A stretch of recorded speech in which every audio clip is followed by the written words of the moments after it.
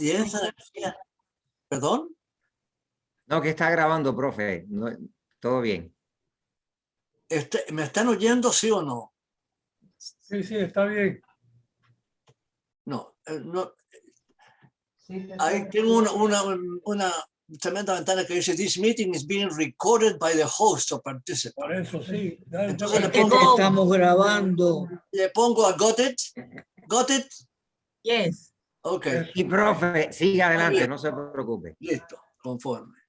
En este asunto, ustedes me tienen que guiar un poco, porque resulta que cuando Juan Bautista me pidió este tema, fundamentalmente, yo dije, bueno, 10 páginas que ha habido que de alguna manera condensar para entregarles una información que tenga sentido y que incluya lo que tiene que incluir, por supuesto. Ya dije sobre el problema, no el problema, pero lo que es natural, o sea, que comienza la cosa de una manera tal que no la podemos ver. Evidentemente, son invisibles, porque estas células microscópicas, pues son microscópicas, no se pueden ver, pero tienen que unirse. Y cuando se unen, esto, el proceso es similar al del animal, según nos dicen. Pero en el ser humano, la ciencia no puede explicar que esa combinación y desarrollo químico llegue a ser un hombre o una mujer dotado de cualidades intelectuales y espirituales. Nada en la naturaleza explica este fenómeno. Pero ocurre un hecho decisivo. El alma humana entra en contacto con el cuerpo que ha de ser su hogar en el mundo físico. Yo no diría su hogar. Yo lo que diría es la prisión. Esencialmente quedamos aprisionados literalmente en un cuerpo físico. Y muchos se preguntan, bueno, pero ¿por qué tiene que haber una cosa semejante para lograr un desarrollo más integral, más apropiado? En fin, qué sé yo. Porque así es como es. Nunca ha sido de otra manera. Hay muchos de los procesos que tienen que ver con la vida humana que no podemos observar en términos de su mecánica, la forma como actúa, las leyes que intervienen para hacer posible este encuentro verdaderamente extraordinario, que es el alma entrando en un cuerpo físico. De ahí para adelante, el cuerpo físico, que es fisiológicamente un animal, toma otro tono, evidentemente, porque está dirigido ahora por el alma, que se trata del verdadero ser, porque el verdadero ser que somos es el alma, no es el cuerpo físico, ni sus características emocionales, intelectuales, no. El verdadero ser, de acuerdo con la teosofía, el verdadero ser humano es el alma. Ese es el único. Ahora nosotros, alma para nosotros, ¿no? Espiritual, algo que no se ve, y entonces nos cuesta mucho realmente identificar esa imagen que no vemos con la realidad. Esa es la única realidad. ¿Por qué? Porque es inmortal. El alma es inmortal. En cambio, la personalidad tipificada por el cuerpo físico, la capacidad intelectual, la capacidad emocional y todo esto, eso pasa porque es instrumental. Y evidentemente nos dura un tiempo nada más. El cuerpo físico envejece rápidamente, porque unas pocas décadas es algo rápido, y evidentemente llega un momento en que deja de funcionar. Vamos a explorar ahora qué es lo que ocurre cuando este deja de funcionar. Es el alma lo que causa el desarrollo del bebé a niño pequeño, a niño mayor, a adolescente y eventualmente a un ser adulto. Física, intelectualmente y espiritualmente. Es un hecho maravilloso, bien coordinado, que va ocurriendo gradualmente con el paso de los años. Gran parte de lo que ustedes van a escuchar hoy día de mí está siendo leído, porque he tenido que enfrascarme en 10 páginas de texto para tratar de sacar lo que realmente sea útil para todos nosotros. Muy bien. En primer lugar, lo que afirma el asunto y lo que crea, lo que echa a andar los cuerpos que aparecen, son un número de átomos. Se llaman los átomos permanentes. Está leyendo la carta. Aparentemente estos átomos permanentes, no sé de dónde vienen, esencialmente de la divinidad, me imagino, fundamentalmente, pero son fundamentales, porque de esos átomos permanentes surgen los vehículos, los cuerpos, el cuerpo mental, el cuerpo emocional, el doble etéreo, el cuerpo físico. Surgen de esos átomos, fundamentalmente. El alma se apoya al renacimiento apoyándose en un átomo mental permanente, un átomo astral permanente y un átomo físico permanente, que los vivifica. Entiendo que ustedes, no sé si podemos tener las ilustraciones. Se me dijo que Gonzalo tenía las ilustraciones. Sí, yo las tengo, profe. ¿Las tienes o no? Sí, dígame cuál es la que pongo ahora. Bueno, estamos hablando aquí el átomo físico permanente. El alma guarda los átomos permanentes, fundamentalmente. Luego, el átomo mental entra en acción. Es un poco flojo al comienzo, pero se organiza para formar un cuerpo mental y sus facultades inherentes. El átomo astral despierta, atrayendo materia astral para la formación del cuerpo astral. Entra en acción el átomo físico, atrayendo materia etérica para formar el doble etéreo. Y ahí es donde comienzan los vehículos de esos átomos, fundamentalmente. Ya tenemos aquí una ilustración que es bastante clara y bien precisa. El alma se aproxima al renacimiento, vale decir, a la reencarnación. Esas son las etapas prenatales. Los núcleos atómicos permanentes son vivificados para formar cuerpos a su alrededor. ¿Qué es lo que los vivifica? Eso es lo interesante del asunto. Es la vida divina, esencialmente, que posee ciertas energías de las cuales nosotros no tenemos la más remota idea. El átomo mental permanente tiene el átomo astral permanente y el átomo físico permanente. Y entonces viene la concepción, posteriormente la gestación y eventualmente el nacimiento. La concepción tiene lugar con lo que se llama el cigote. El cigote es la mezcla de los tres átomos fundamentales, los átomos permanentes. Luego viene la gestación por la parte embrionaria y eventualmente viene el nacimiento del niño. Vamos a ver qué nos dice la próxima ilustración. El método de generación produce el cuerpo físico. Método de generación sexual, por supuesto. Y ahí se produce el primer contacto del hombre espiritual con su nuevo cuerpo físico. Recordemos la diferencia que hay entre el ser que realmente somos y los vehículos que usamos para expresar conciencia a un nivel en el cual la conciencia todavía no está despierta. Lo fundamental del encarne es el desarrollo de la conciencia. Eso es lo principal. De nada sirve a uno estar vivo si está dormido. Lo que hay en nosotros está dormido, esencialmente. Hay un potencial estupendo de divinidad, de inteligencia, de capacidad, de poder, de belleza. Todo eso está en nosotros, pero en semilla. Las experiencias de la vida diaria eventualmente van golpeando estos átomos y entonces comienza a desarrollarse la conciencia. Mucha gente no le gusta esta idea y dicen, toma demasiado tiempo, vale decir, demasiadas encarnaciones para eventualmente lograr un despertar. Es demasiado el tiempo que toma. Bueno, es posible que no nos guste, Pero hay muchas cosas en ciencia oculta, en ocultismo en general y en esoterismo en general, que no nos gustan. Pero el hecho de que no nos gusten no significa nada. Las cosas son lo que son y que van a continuar siendo lo que son y tienen un propósito.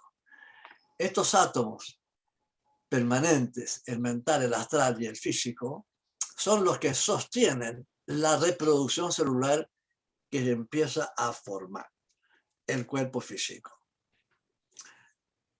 Es el primer contacto del hombre espiritual que somos verdaderamente con su nuevo cuerpo físico.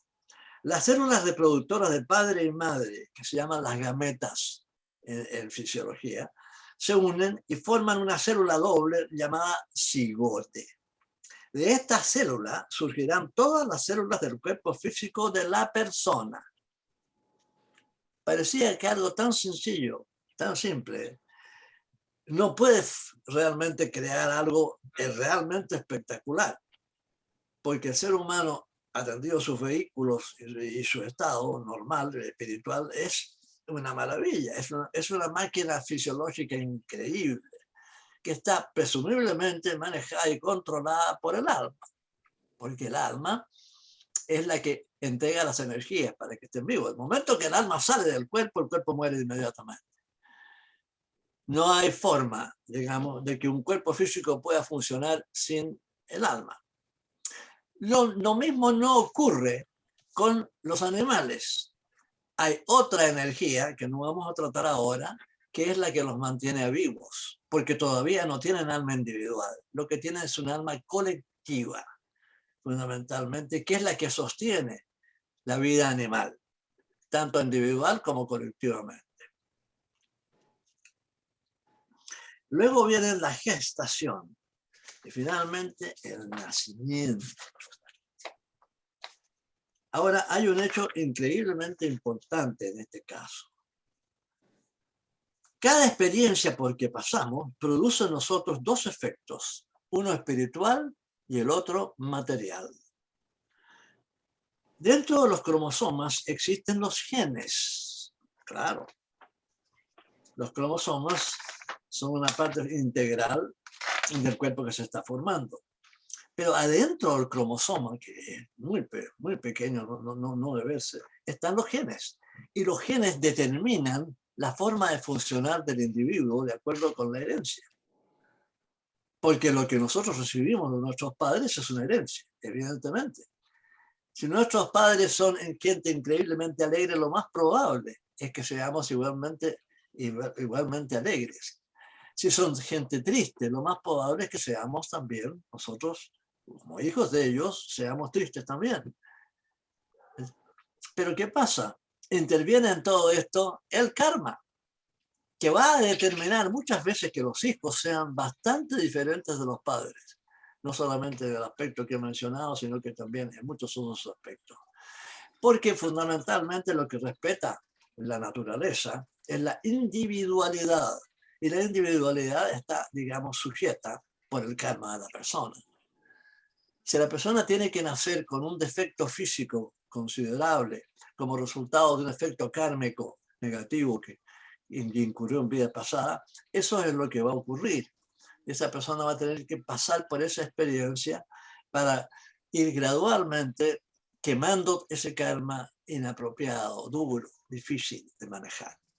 La gran mayoría de la gente de este mundo no son felices. No en el sentido, digamos, en que se suele entender la felicidad, de estar contentos todo el tiempo. Nadie puede estar contento todo el tiempo. Incluso de las vidas más exitosas en cuanto aspecto cabe imaginar, dinero, profesión, capacidades intelectuales enormes, incluso siempre hay un elemento de dolor en la vida personal de cada cual, porque se presentan circunstancias que no están bajo el control de la persona, que están bajo el control de otras personas. Hay una vida familiar que a veces ocurre en armonía, otras veces no es muy armónica, que digamos, y tenemos problemas en ese sentido. Es una cosa bastante compleja el proceso, fundamentalmente. Vuelvo a repetir, un hecho importante. Cada experiencia por la que pasamos produce en nosotros dos efectos, uno espiritual y el otro material. Dentro de los cromosomas existen los genes, producto de la herencia. Estudios sobre la radioactividad sobre los genes es algo interesante, algo que realmente debiéramos considerar. Y vamos a ver si lo podemos tocar hoy día. La herencia, con mayúsculas, es el plan de la naturaleza para la evolución del cuerpo. Porque el cuerpo tiene una dinámica que lo hace evolucionar. Primero es un bebé, después un niño chico, después un niño grande, después un adolescente, después una persona adulta y después eventualmente una persona anciana. Es el proceso dinámico del proceso. La reencarnación, sin embargo, es el plan de la naturaleza para la evolución del hombre. ¿Por qué? Porque el ser humano es autoformado. Nadie nos puede dar divinidad. Cuando se habla de que Dios es infinitamente todopoderoso, no estoy muy de acuerdo con esa semejante idea que muchas religiones machacan. No me resulta muy difícil. Si Dios es tan increíblemente todopoderoso, ¿por qué necesitaría de toda esta estructura, de todas estas energías, de todas estas disciplinas de desarrollo para darnos su divinidad? Como que no tiene sentido la cosa. Es demasiado trabajo y demasiado tiempo. No hay tiempo. Hay entonces, de parte de la divinidad, un número de limitaciones. Y estas limitaciones están regidas esencialmente por la forma como la divinidad procede. Tiene sus propias reglas, sus propias formas de funcionar para lograr lo que desea. Pero tiene que haber una mecánica detrás del asunto. Y para que esa mecánica pueda tener lugar, tiene que haber reencarnación. ¿Por qué? Porque el proceso de desarrollo, especialmente al comienzo, es extraordinariamente lento. Es muy poco probable que un alma, una mónada, como se le suele llamar al ser humano primitivo, tiene que pasar por una etapa mineral y la va a pasar también por una etapa animal. Eso es evidente. Una etapa vegetal y una etapa animal. Son etapas previas a la humanidad, al ser humano, fundamentalmente. ¿Cuánto tiempo tenemos que pasar en esos reinos inferiores, por así llamarlo? No tengo idea. No sabemos cuánto tiempo. Pero hay una mecánica de todo el asunto porque todo este universo funciona en base a leyes, en base a reglas. Sin duda que tiene que haber un límite para la evolución mineral y también para la evolución animal y también, evidentemente, para la evolución humana. Eso es inevitable. Todo el proceso está basado en una dinámica de avance, fundamentalmente. Tenemos una etapa mineral, una etapa vegetal, una etapa animal, y después viene lo más importante de todo. La ciencia ha obtenido gran cantidad de conocimiento acerca de los procesos del nacimiento. La unión de dos células pertenecientes a los organismos generadores, células de las cuales la una es apenas visible y la otra de tamaño microscópico, inicia una ordenada sucesión de multiplicación de células de acuerdo con un patrón fijo y que pronto comienza a tomar forma organizada que prefigura la nueva forma, en este caso la humana, que a su tiempo se desarrollará. Los hombres de ciencia destacan el hecho de que el embrión humano atraviesa etapas semejantes a las de una serie de animales inferiores. A juicio de ellos, este hecho indica que el hombre no es más que un animal superior que, por accidente o por estímulos ambientales, logró llegar a la posición que actualmente ocupa. Es decir, lo que nos están diciendo en un sector de la ciencia es esencialmente de que el hombre es un animal. Fisiológicamente ha llegado evolucionando desde las formas animales hasta llegar a la forma humana. Pero esta evidencia circunstancial no resulta convincente, ya que deja muchas cosas sin explicar.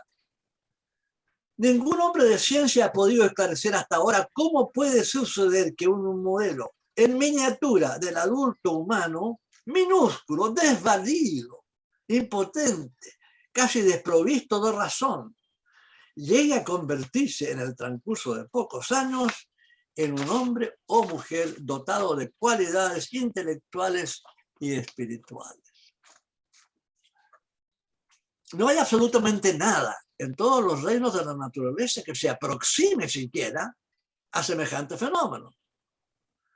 Si bien en sus primeros años el proceso de aprendizaje de un niño es más lento que el de algunos animales jóvenes, muy pronto los deja a todos muy atrás y pasa con increíble rapidez a regiones en las que ninguno de ellos ha penetrado jamás, porque la moral y la espiritualidad son desconocidas para cualquiera otra criatura. Eso es solamente una característica humana. Lo demás no existe en los reinos inferiores, tanto animales como vegetales y minerales.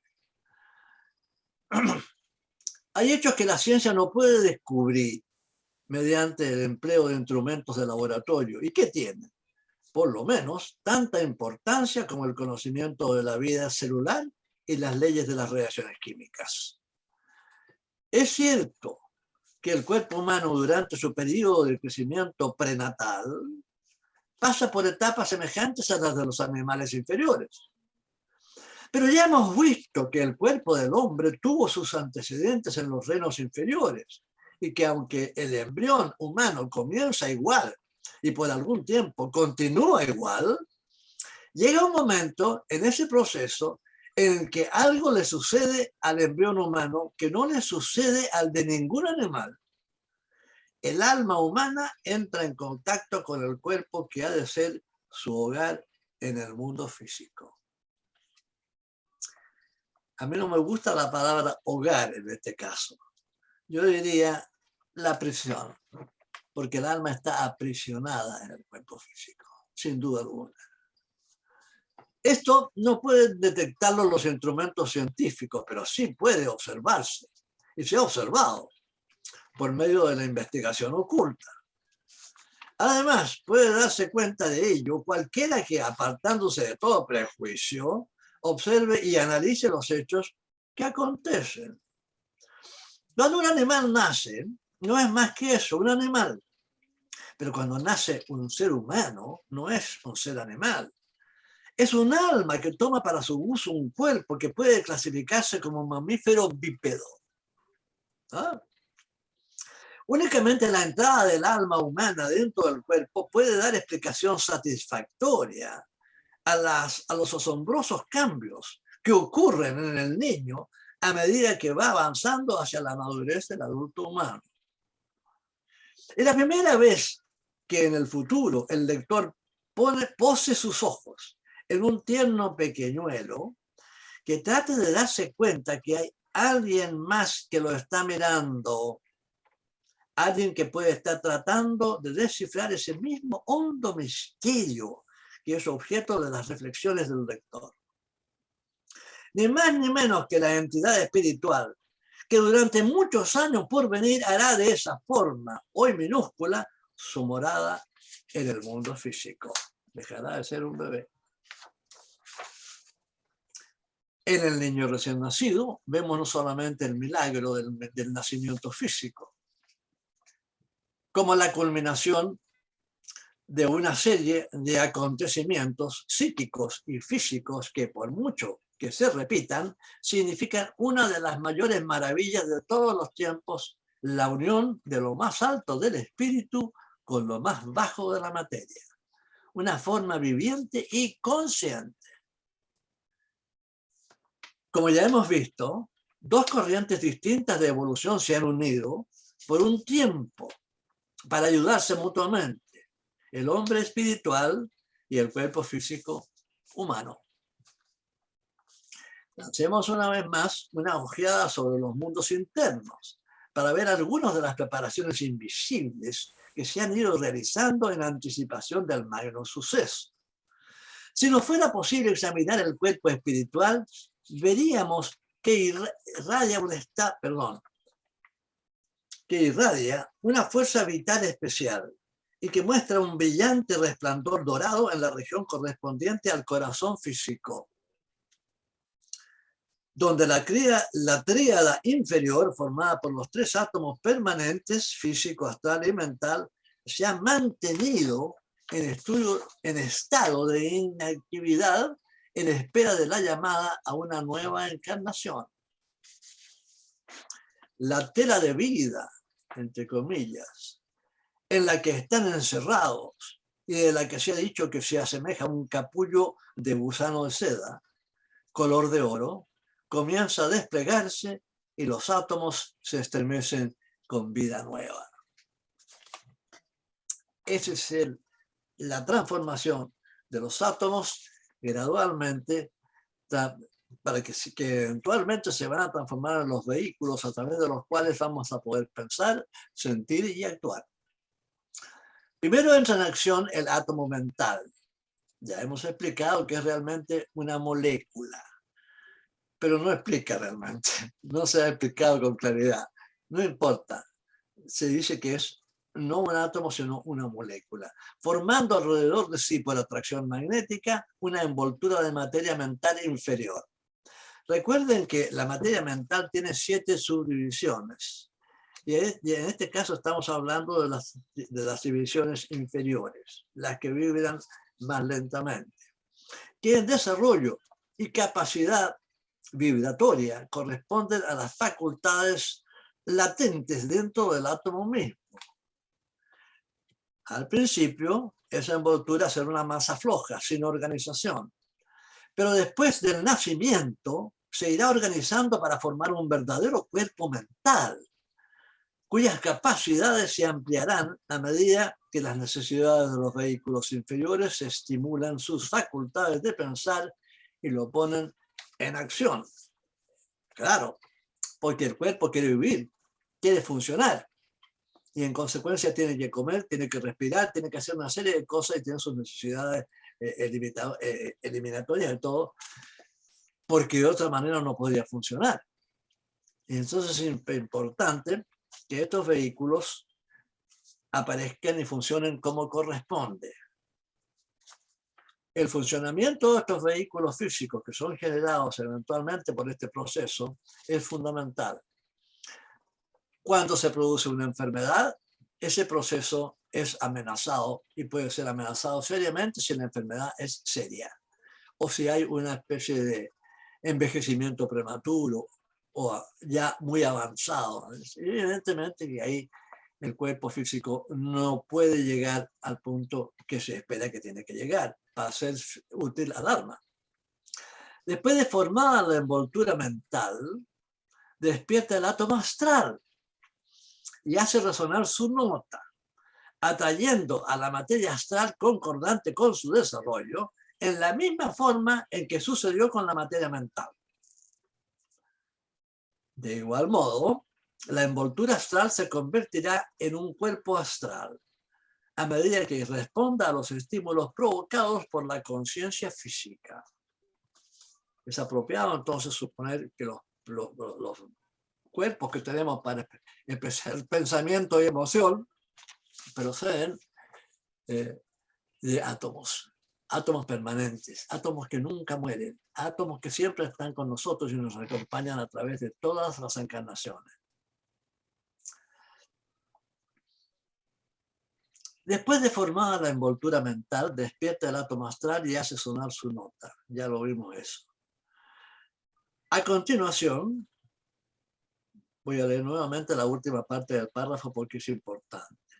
De igual modo, la envoltura astral se convertirá en un cuerpo astral a medida que responda a los estímulos provocados por la conciencia física.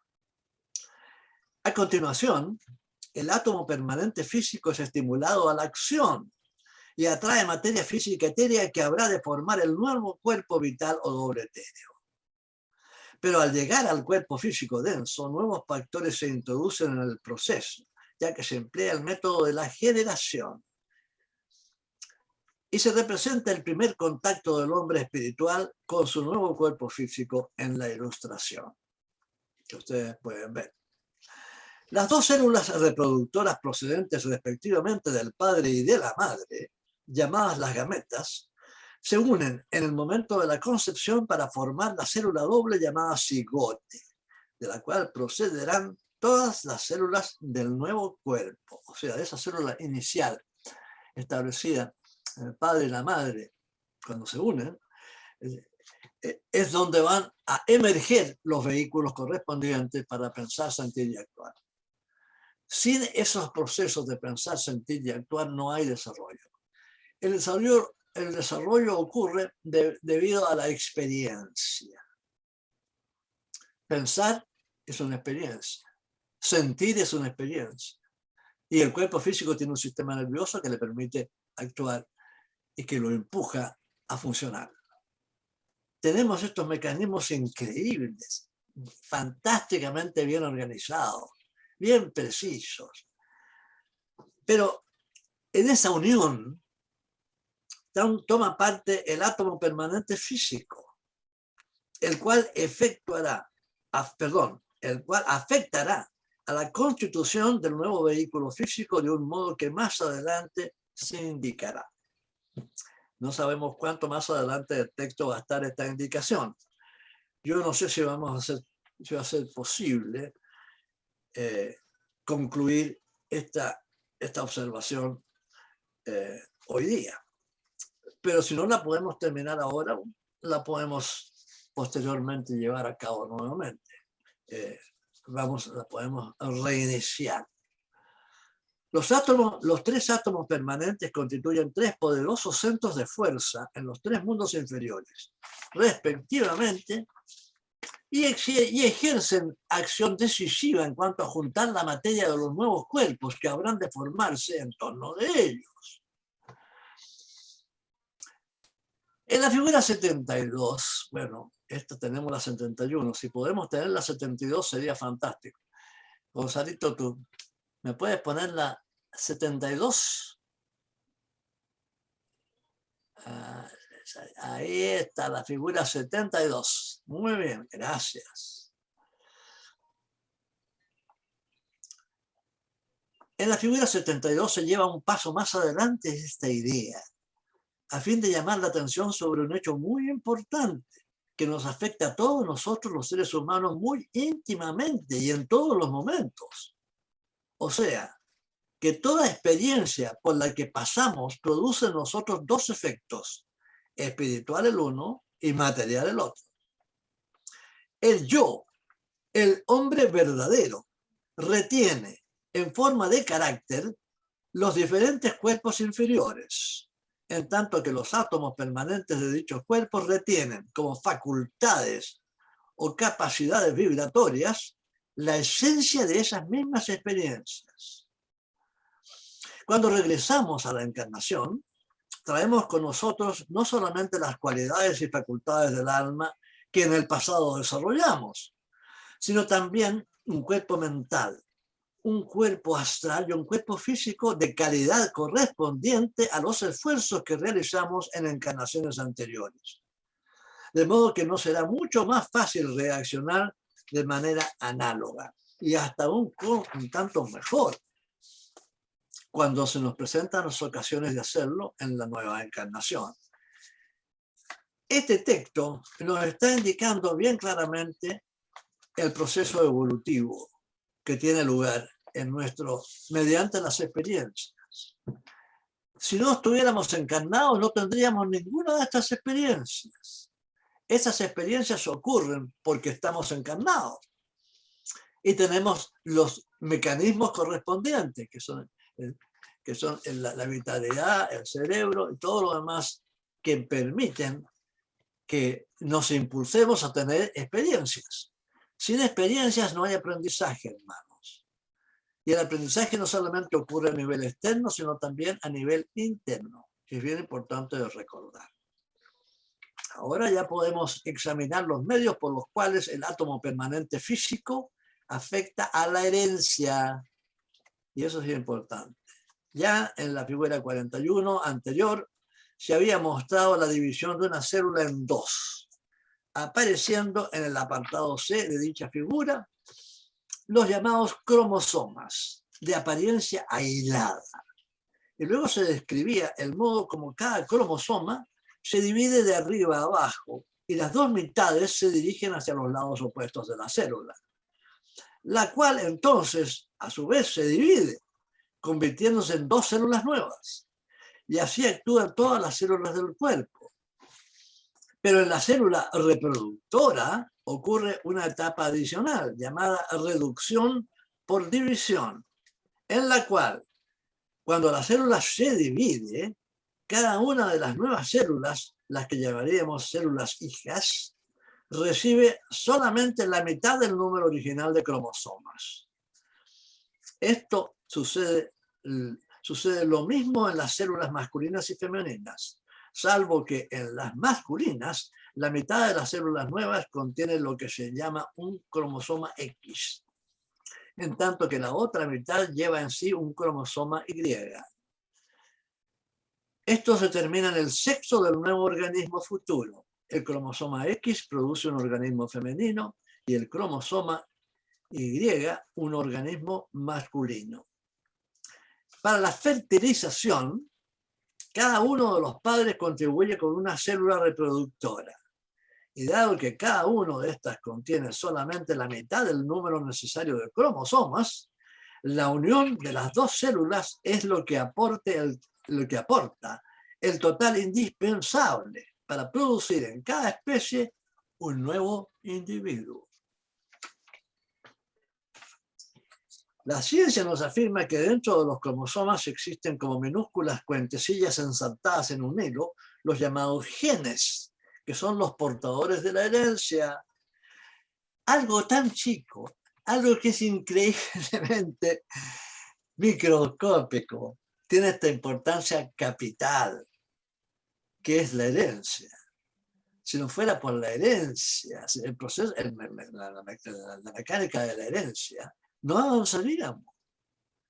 Nosotros avanzamos por la herencia. Vamos heredando y aprendiendo, asumiendo nuevamente y transformándonos en algo mejor.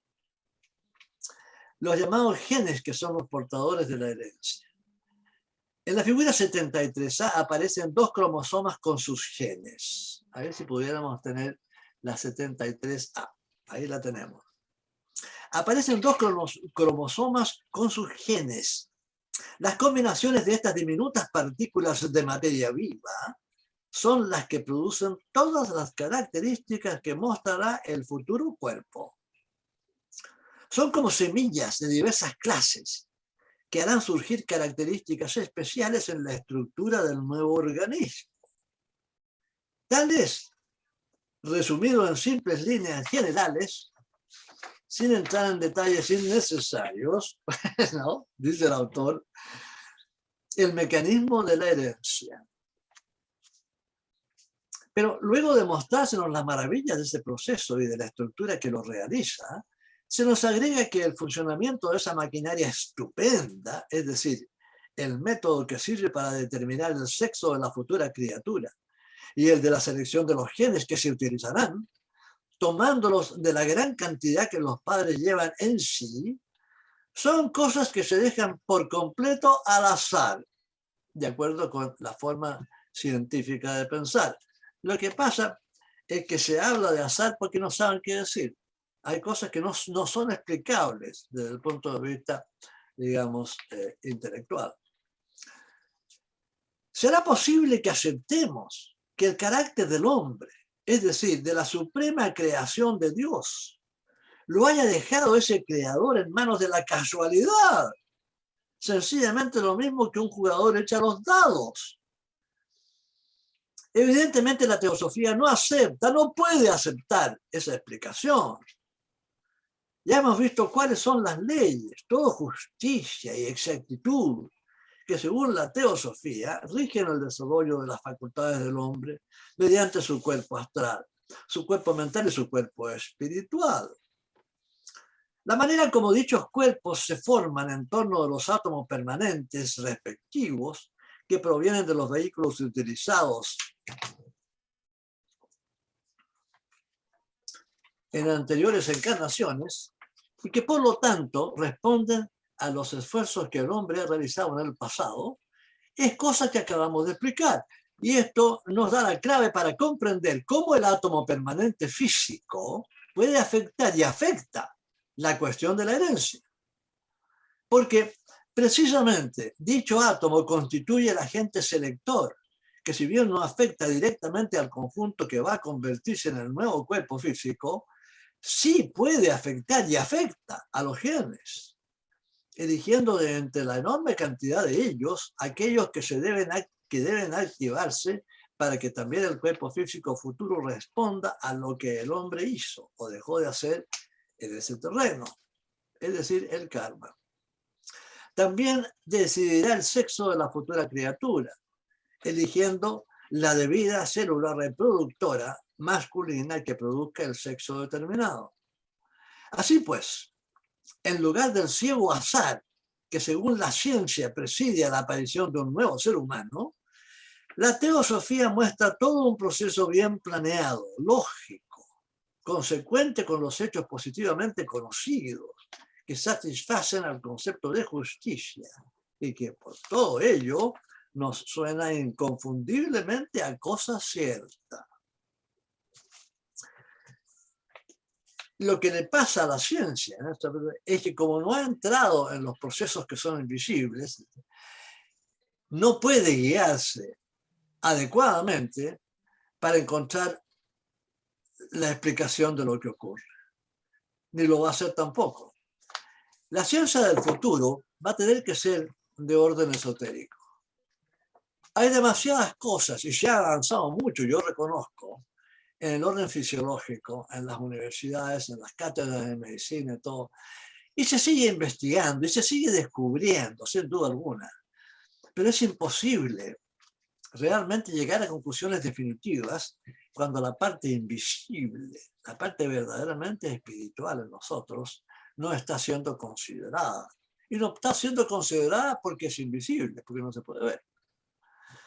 Desde que se descubrió el enorme poder residente en el átomo, se ha trabajado intensamente en el intento de determinar el efecto de la radioactividad sobre los genes, especialmente sobre los de la familia humana.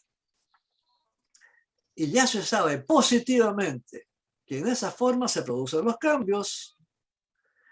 Y si el átomo del físico puede producir fuerzas que afecten a los genes y por lo tanto a la herencia, no resulta completamente lógico que el átomo del ocultista, que es un elemento aún más refinado y por consiguiente más poderoso que el átomo químico, pueda afectar también a los genes.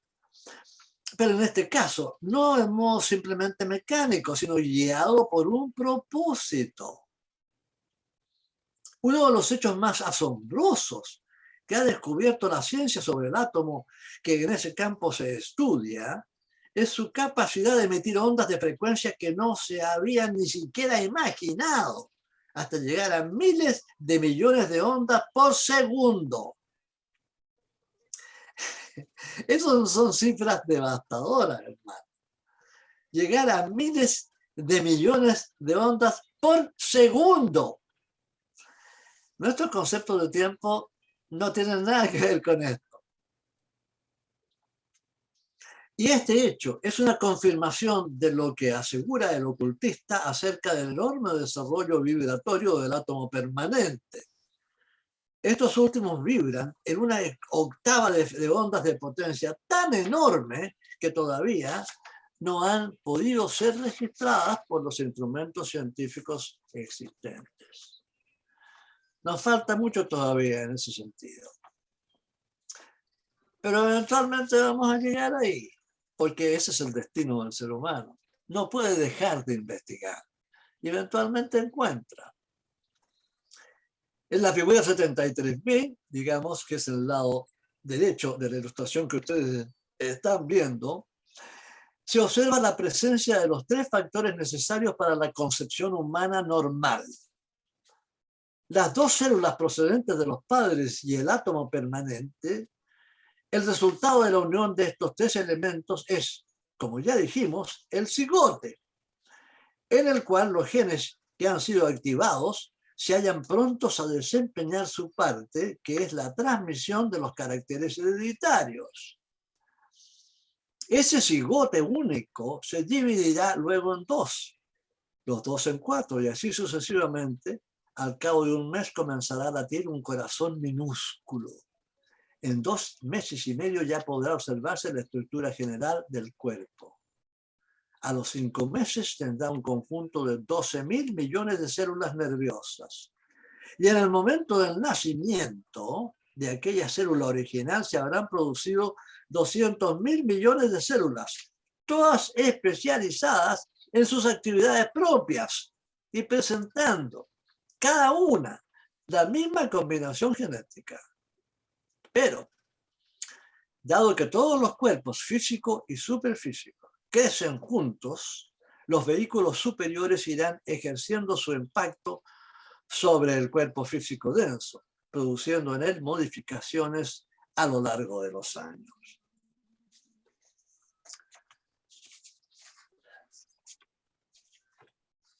¿Podemos continuar? ¿Gonzalo? Gonzalito. Sí, puede ¿Podemos continuar, profe. Cuando tú me digas que yo pare, yo paro. No, está bien hasta las 9:30 o hasta que usted nos diga que ya. Perfecto, muy bien. Si podemos terminar hoy día, yo estaría feliz. Sí, no hay ningún problema. Tiene 40, 30 minutos, profe. Ok. Si bien las enseñanzas básicas de la teosofía han existido desde siglos y siglos atrás, los hallazgos de la ciencia moderna han ampliado y corroborado las ideas que la teosofía presenta, haciéndolas más fácilmente aceptables para aquellos que han estudiado dentro del marco del pensamiento moderno. Los impresionantes acontecimientos del desarrollo prenatal y postnatal de las estructuras del cuerpo humano, según la ciencia lo revela, acoplados con las maravillas de sus asociaciones psíquicas que la teosofía describe y explica, afectan profundamente a la conciencia humana, porque revelan al estudiante los misterios de su propio ser. ¿Y quién puede reflexionar sobre tales cosas sin que desde lo profundo de su alma responda un eco que satura su naturaleza entera de reverencia y humildad ante la contemplación de las magnas obras que Dios ha creado? Esto realmente es increíble.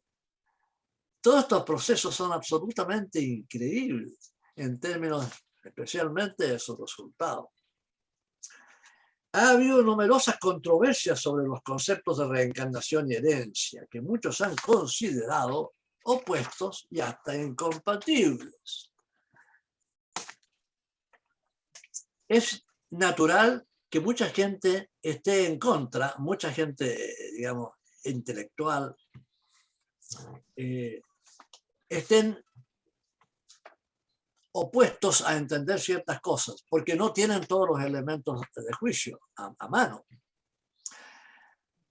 Pero todo lo que acabamos de explicar debe haber esclarecido suficientemente a los lectores el hecho de que, si se entienden tales como son, cada uno de ellos tiene su valor y que en modo alguno son incompatibles. La figura 74A trata de explicar que la herencia constituye el plan de la naturaleza para la evolución del cuerpo físico del hombre, en tanto que la figura de 74B muestra que la reencarnación es el plan de la naturaleza para la evolución del verdadero hombre. Las dificultades surgen cuando tratamos de explicar ambos procesos exclusivamente por medio de la herencia o de la reencarnación. En la figura 74A observamos que aparecen 2 generaciones y se infiere la existencia de otras 2. B recibe de A las cualidades hereditarias y transmite una selección de dichas cualidades a C, quien a su vez continúa el proceso hasta la siguiente generación. Pero la transferencia de la herencia se efectúa en los años juveniles de la existencia antes de que se hayan obtenido las principales experiencias de la vida. Por lo tanto, es imposible concebir que las cualidades desarrolladas por los padres estén destinadas a que las conserve la conciencia de la raza. El individuo muere y dado que se considera que con ello deja de existir por completo, el valor de casi todas las experiencias que obtuvo durante su vida desaparece con él, ya que solamente las que hubiera podido lograr antes de que naciera su progenie podrían haber pasado a esta mediante la herencia. Pero cuando observamos el apartado B de esa misma figura, se nos revela un panorama completamente distinto. Vemos ahí que el alma, al aparecer de nuevo en el cuerpo físico, trae consigo al nacer todas las facultades que desarrolló en el pasado y las cuales transfiere al futuro, junto con las que haya logrado en la presente encarnación. Así aprovecha, y para siempre, el valor de todas las experiencias obtenidas hasta el último día de su vida terrenal. De este modo, en ciclos materiales de herencia y en ciclos espirituales de reencarnación, el hombre avanza hacia su meta. No hay pérdida alguna, no hay desperdicio, no hay ciega actuación del azar. Y el hombre adelanta cada paso de su camino bajo la actuación infalible de las leyes naturales.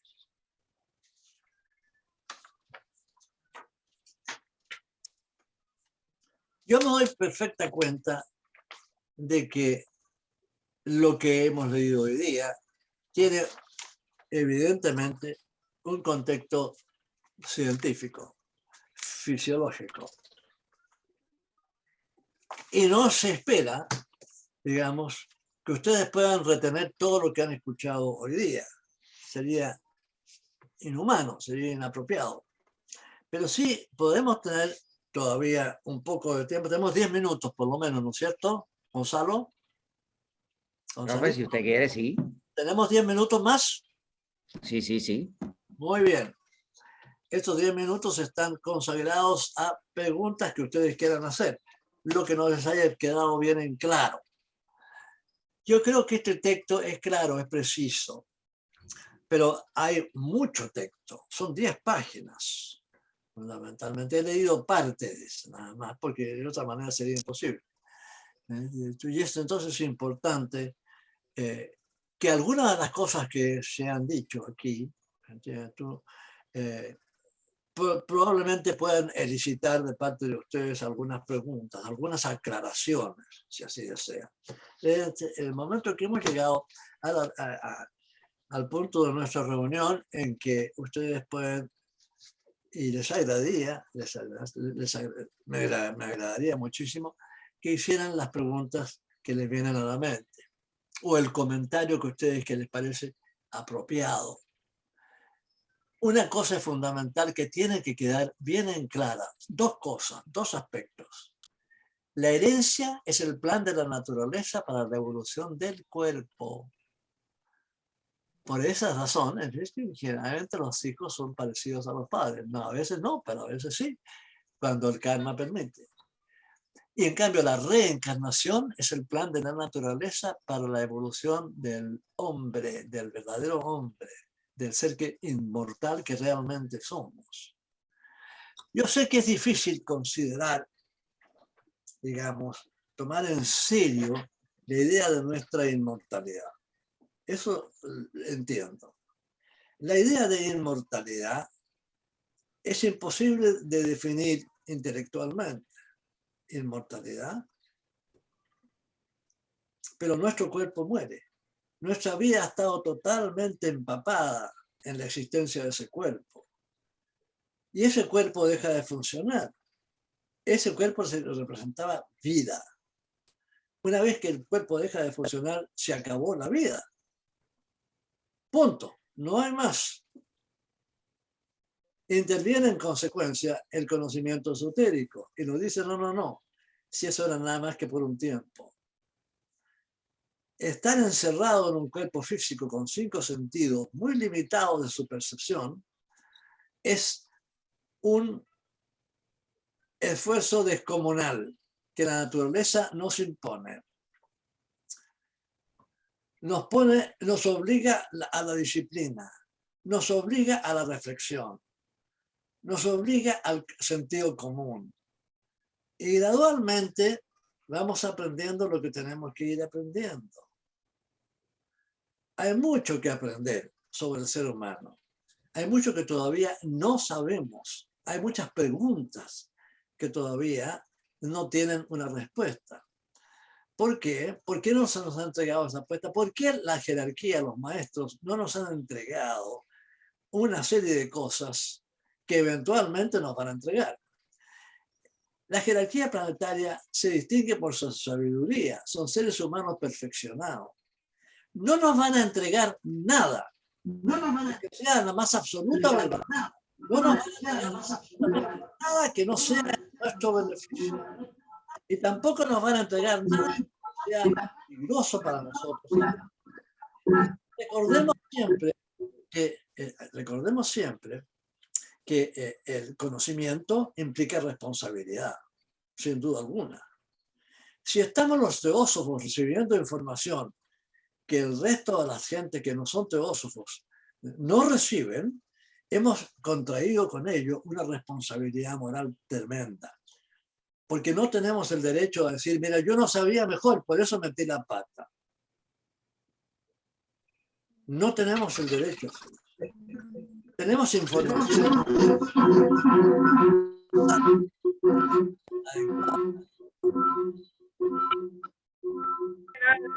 Ya tenemos información suficiente para vivir una vida ordenada, una vida apropiada.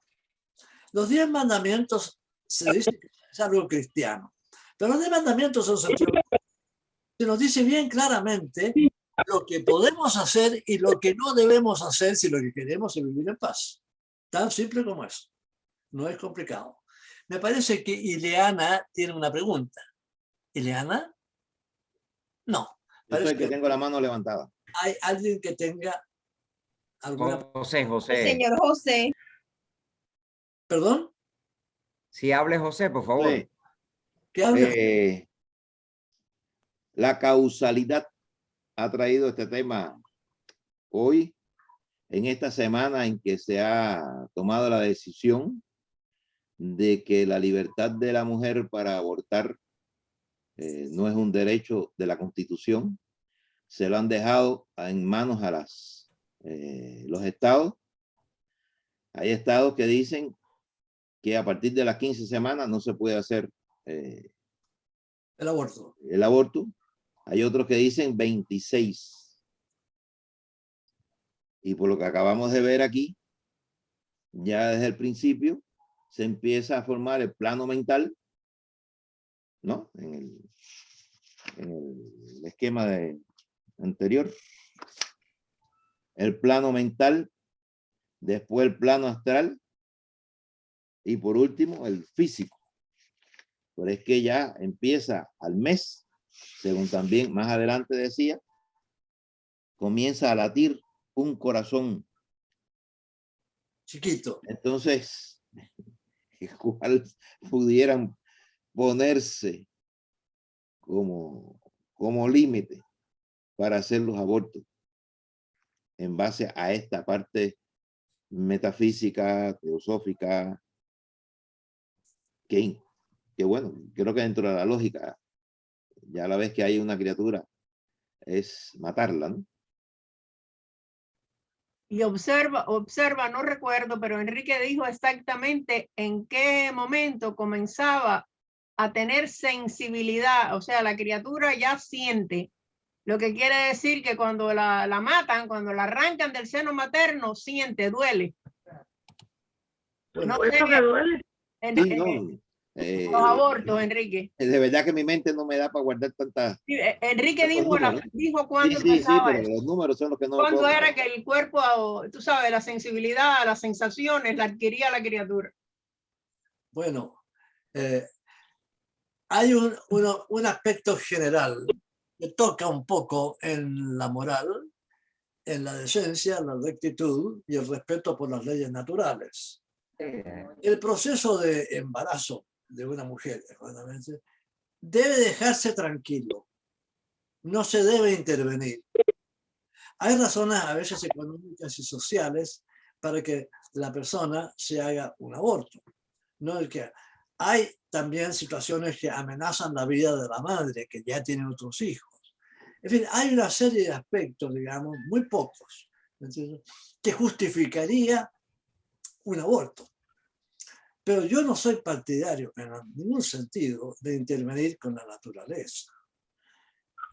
Si efectivamente hay una situación desfavorable en el embarazo de la persona, no me voy a pronunciar yo si es o no es apropiado intervenir, porque no tengo realmente la autoridad moral ni tampoco tengo el suficiente sentido común para entender si es o no es apropiado. Yo quisiera, Salvador está levantando la mano también hace rato. bueno, Y Mario. Los dos. Perdón, Mario, por favor. no te preocupes, yo espero. No, está bien, continúa. No, pero creo que Salvador quería decir algo, ¿no? Sí, yo quiero nada más que introducir un pequeño detalle, porque hay una diferencia entre el cómo y el por qué. Todo lo que ha explicado Enrique, todo lo que se ha hablado es el cómo, pero él mismo dijo, yo no creo que Dios, ¿por qué tiene que hacer ese por qué? Ese es el hálito de vida. Es un elemento que no se está tomando en cuenta, porque todo lo que está ocurriendo tiene un propósito que nosotros no lo sabemos. Exacto. Hemos visto que de la nada ha surgido toda esta grandiosidad y toda esta cosa que funciona perfectamente, armónicamente. Y entonces, si estamos buscando el cómo se hacen las cosas, pienso yo que estamos perdiendo el tiempo. Hay que buscar el porqué. Y el porqué nos ha sido entregado a través de los maestros. Esas intervenciones que Dios ha dado, mandando un Buda, mandando un Lao Tse, mandando a Jesús. Eso es lo que ha ido formando algo que somos distintos a los animales. Porque si no existieran esos elementos que ellos transmitieron, seríamos exactamente igual que los leones, como lo somos ahora. Vemos que hay hombres que son peores que los leones, que los tigres, que las panteras. Sí, es una cosa sabida. Entonces hay que buscar por los caminos del espíritu, porque lo que estamos buscando es la divinidad, la esencia divina. No estamos buscando la perfección para saber cómo vamos a hacer esto y lo otro, y cómo vamos a curar a este, y cómo vamos a hacer las cosas que Dios no sabe hacer, porque estamos diciendo por qué los hace. No se pierda la fe. Ese es el factor más importante que yo quiero introducir en todo esto. Yo, Lo que acabas de decir es mucho sabiduría. sí. Mario, ¿Cómo? Sí, procede, Mario, por favor. sí. Yo estoy de acuerdo con Enrique. Yo soy antiaborto. Y mirado desde el punto, es decir, en el contexto que estamos hablando hoy sobre el nacimiento, precisamente hay batallas aquí, sobre todo en Estados Unidos, unos por el aborto, otros en contra.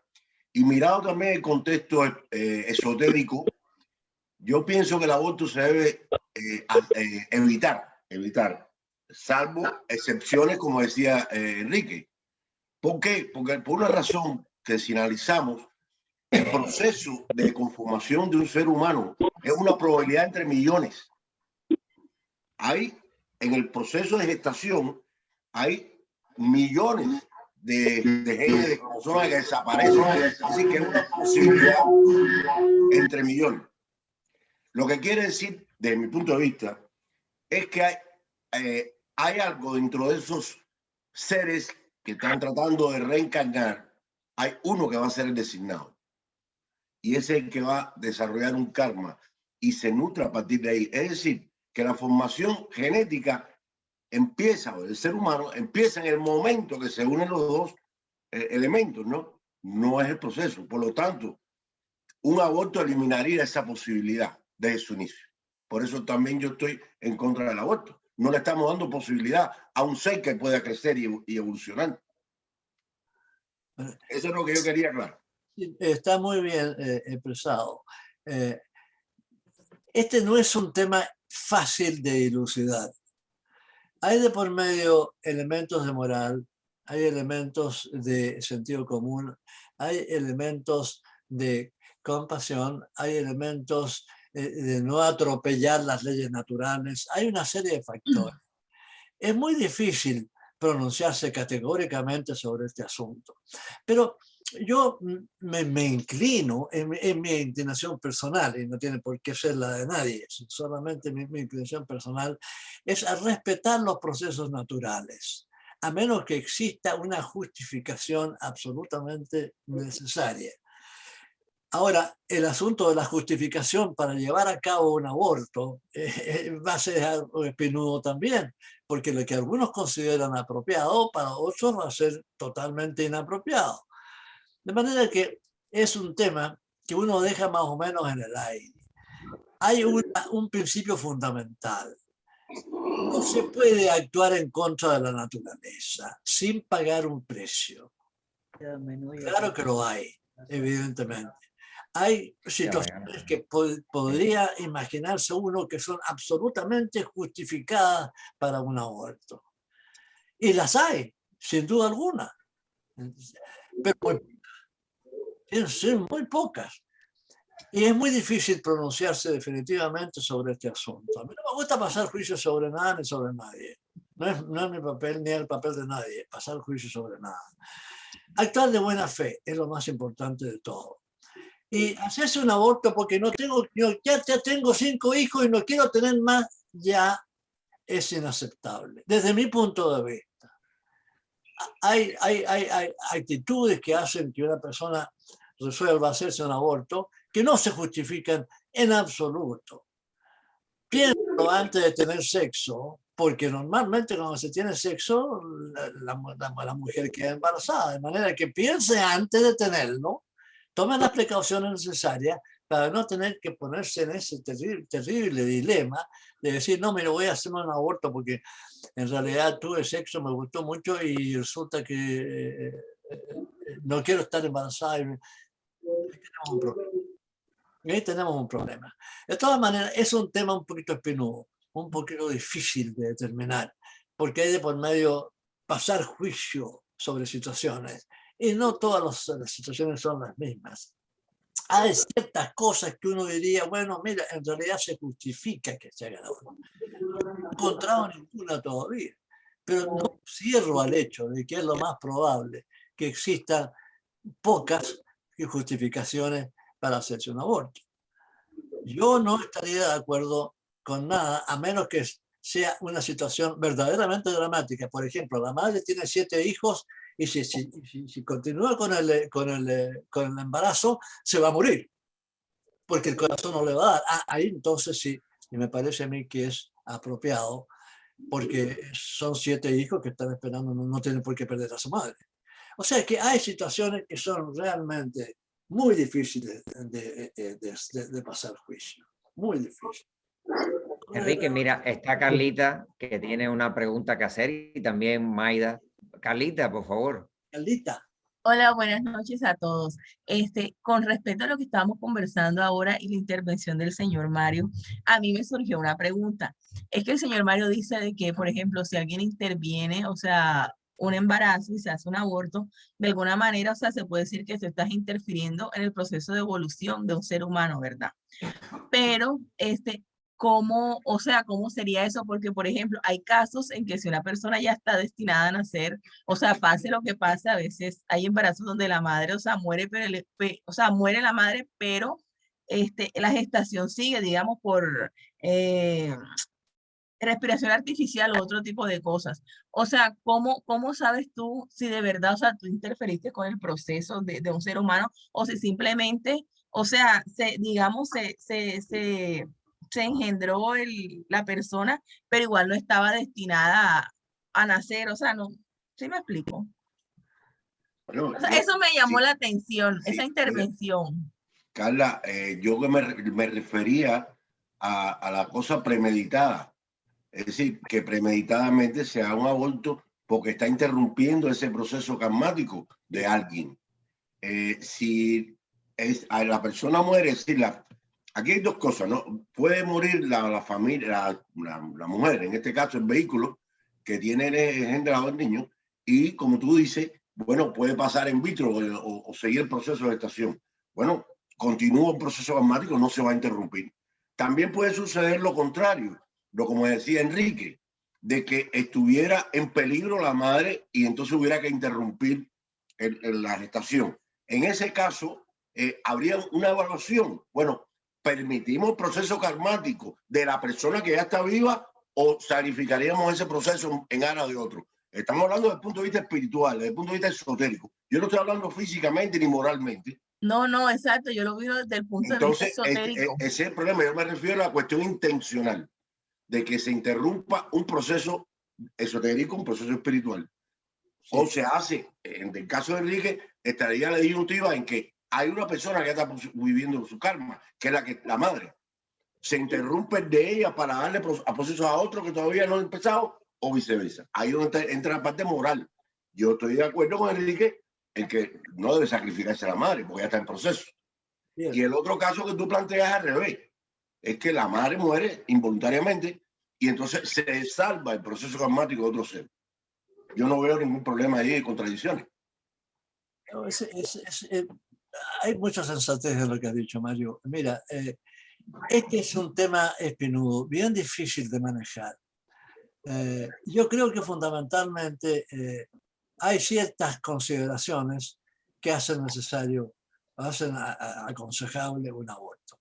Pero aún siendo ese el caso, se está haciendo contra la naturaleza, se está operando contra la naturaleza.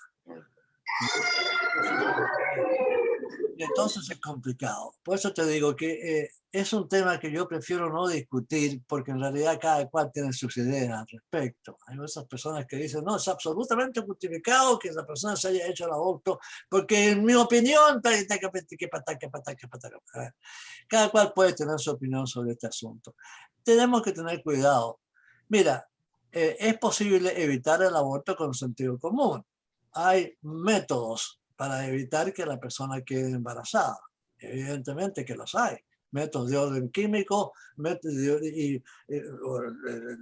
digamos, hay ciertos días en que se puede tener sexo y en otros no. En fin, no es algo cerrado, totalmente imposible de manejar. Por supuesto que es manejable.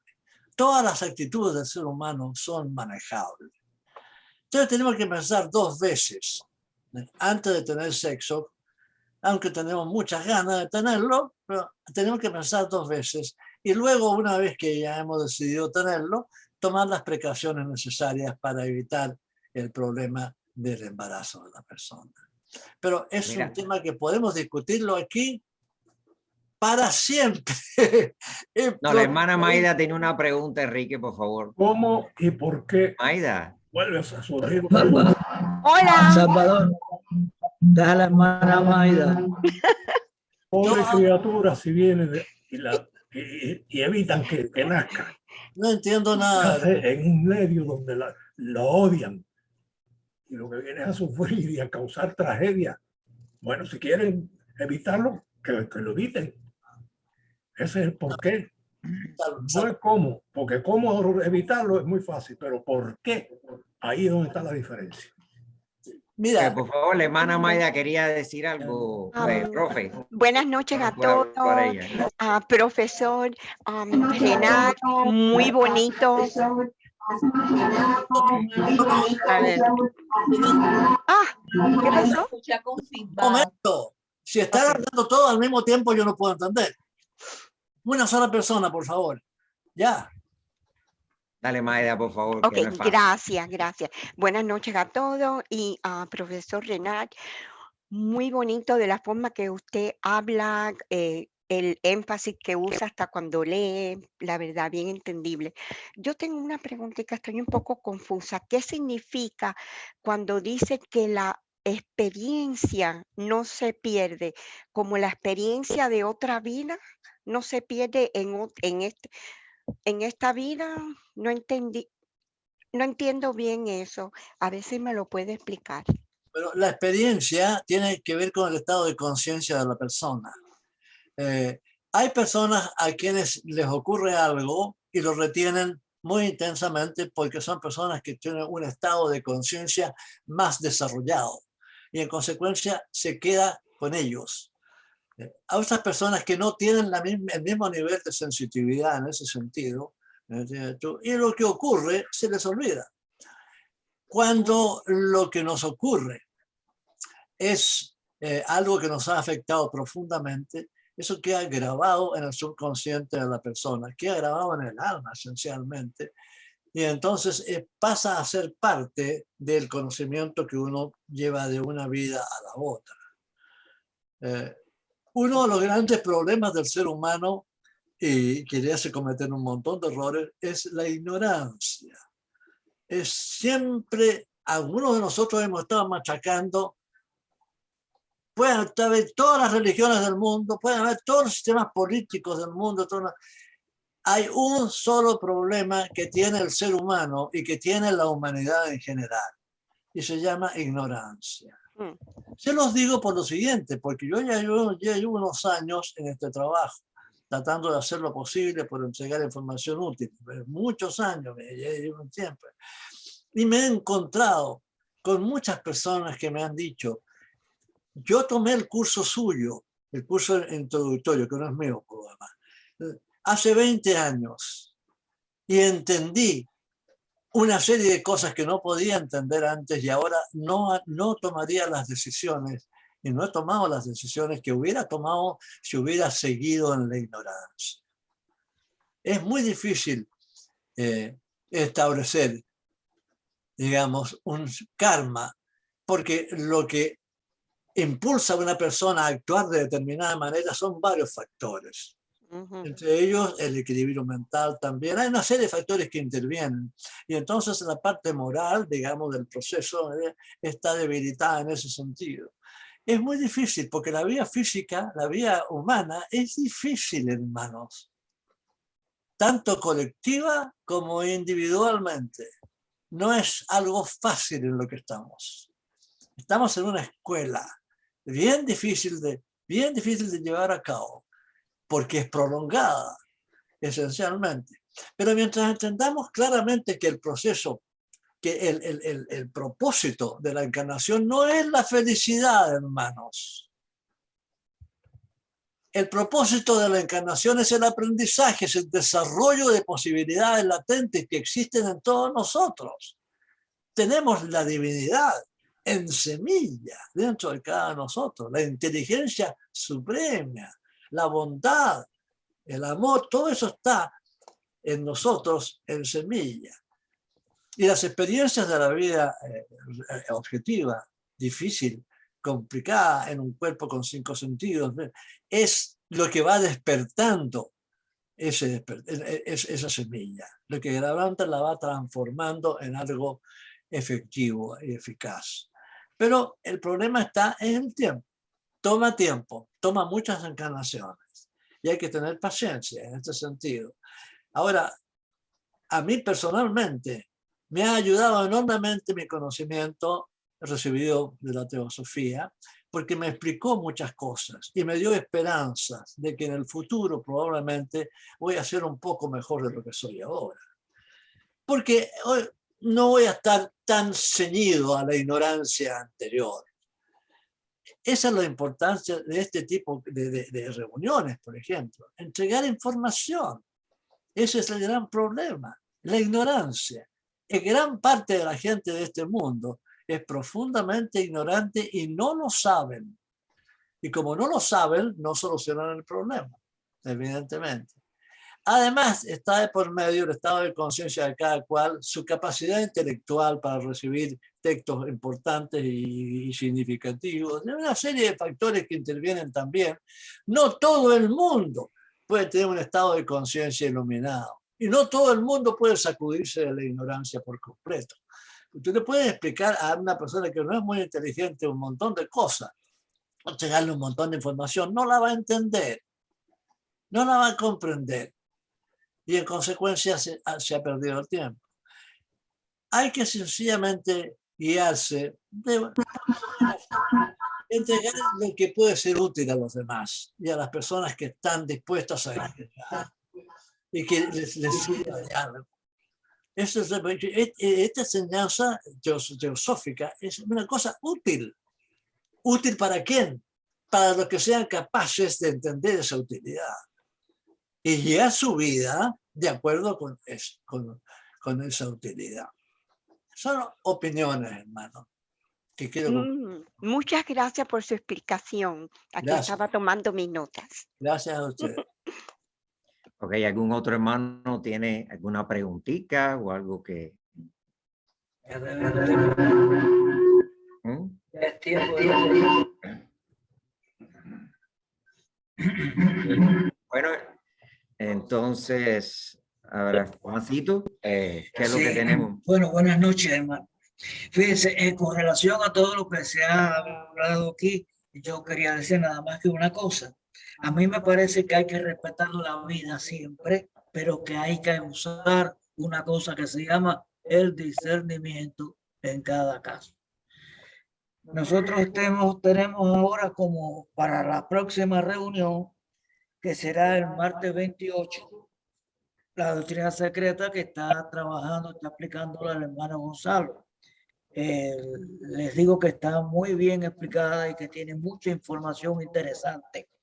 Y ya se termina el mes de junio y comienza el mes de julio con el sábado 2, en el cual la hermana Susana no va a poder estar presentando la charla. Me pidió que le dejara esa oportunidad para un poquito más adelante, porque tiene dificultades con su tía que está un poco malita y tiene que atenderla, no tiene tiempo de prepararla. Entonces vamos a tener, si las cosas surgen como están planeadas, al hermano Ángel Bello, que va a dar su segunda conferencia sobre el yoga, sobre la ciencia del yoga. En este caso, el libro de la ciencia del yoga, él la ha dividido en 4 conferencias. La segunda sería el Samadhi-pada, o sea, el camino del sendero. La anterior fue Samadhi-pada, la mente en calma.